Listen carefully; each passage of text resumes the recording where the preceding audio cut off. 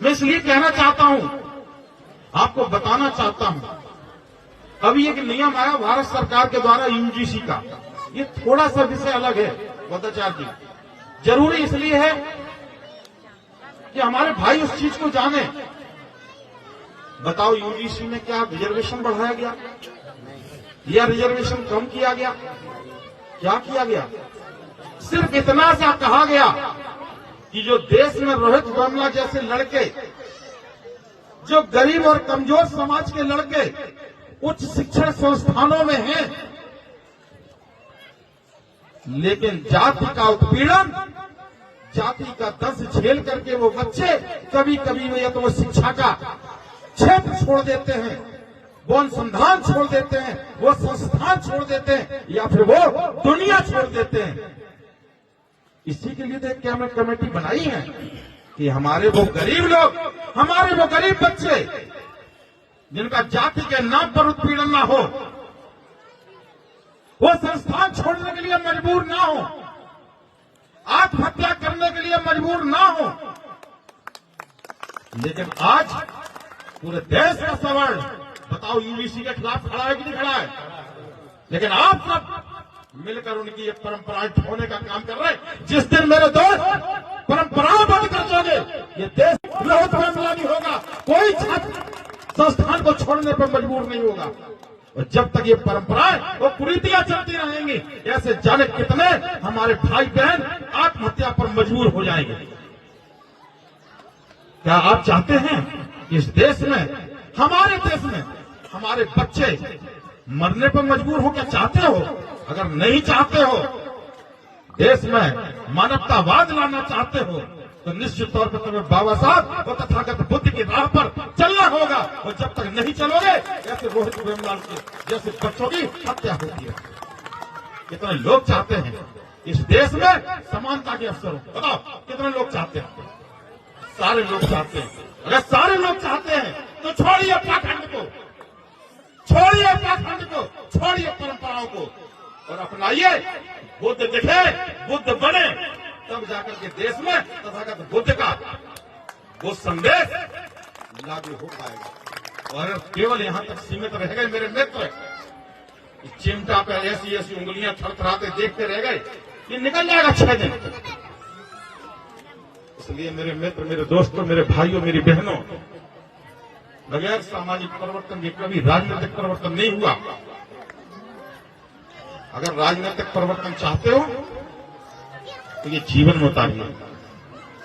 इसको केवल संगीत का और संस्कृत का केवल जगह मत बनाइए। ये आज, इसलिए मैं कहने आया हूं, मेरी बातें हो सकता कि मेरे किसी युवा साथी को, मेरी किसी बहन को बुरी लग रही होगी,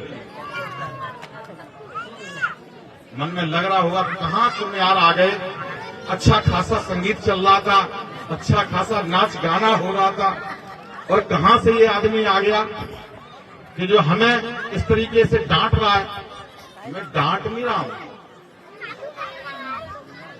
मैं इसलिए कह रहा हूं कि मैं उसका भुक्तभोगी हूं। जब मैंने बीएससी किया, एमएससी किया, आज आप देख रहे हैं, जब मैं बीएससी में था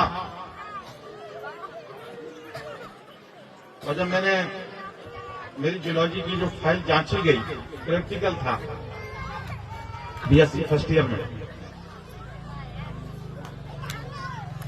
पूरे क्लास से अच्छी मेरी फाइल थी, पूरे क्लास से मेरा बढ़िया सा वाहवा हुआ।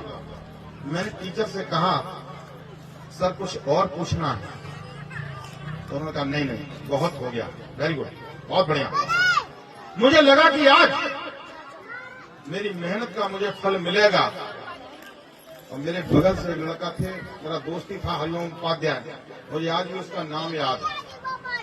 पूरे साल क्लास में आया, फाइल भी पुरानी वाली उसने रख दी अपना नाम लिख के, कोई पढ़ावा नहीं।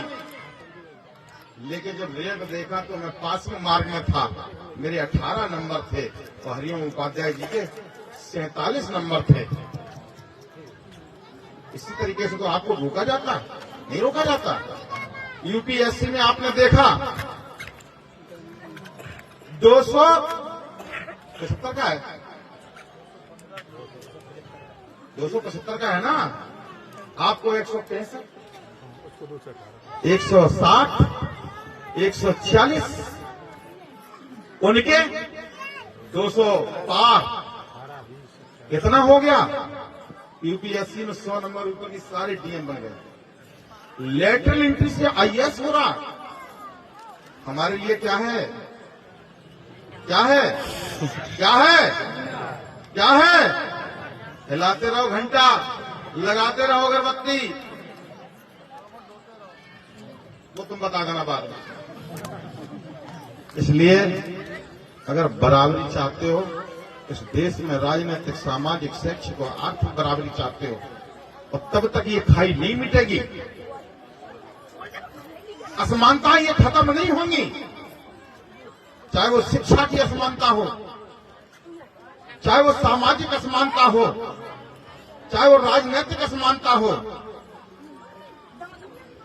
चाहे वो शैक्षिक, राजनीतिक, सामाजिक, आर्थिक, जब तक ये असमानताएं बनी रहेंगी, हमारा आपका शोषण होता रहेगा। हमेशा गरीबों का शोषण हुआ, ताकतवर वाला का शोषण नहीं हुआ। अच्छा हुआ?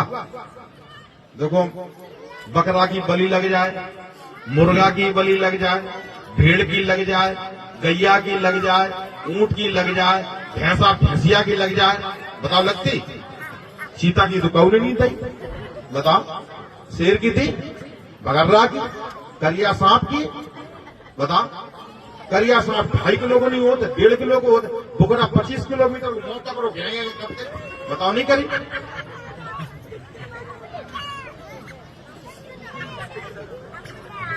आप सोचिए, अगर ये गैर बराबरी रही, चाहे वो सामाजिक हो, आर्थिक हो, शैक्षिक हो, राजनीतिक हो, जब तक ये गैर बराबरी रहेगी, गरीबों के गलों पर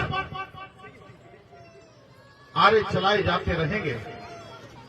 केचुआ देखे कटिया में फंसा दिए जाते हैं, लेकिन शेर कभी बलवेदी पे नहीं आया। साथियों, मेरे धर्म के उपासक और उपासिकाओं, बहुत ही श्रेष्ठ श्रोता, हम इनको श्रेष्ठ श्रोता इसलिए कह रहे कि इन्होंने मेरी बात को अच्छे से सुना है, शोर नहीं मचाया।